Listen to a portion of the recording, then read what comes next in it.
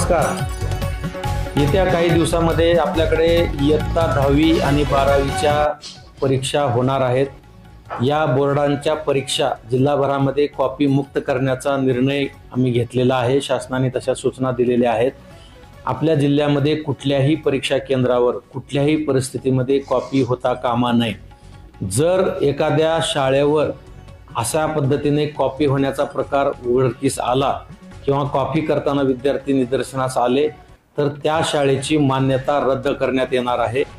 त्याचबरोबर कॉपी करणाऱ्या विद्यार्थ्यावर आणि कॉपी करण्यासाठी प्रेरित करणाऱ्या पालक किंवा मित्र किंवा इतरांवर कडक कारवाई करण्यात येणार आहे। त्यामुळे आपण सर्वांनी याची खबरदारी घ्यावी। शाळा ज्या ठिकाणी परीक्षा केंद्र आहे त्या परीक्षा केंद्राच्या परिसरामध्ये 1 किलोमीटरच्या अंतरावर परीक्षा कालावधीमध्ये झेरॉक्स मशीन चालू राहणार नाही।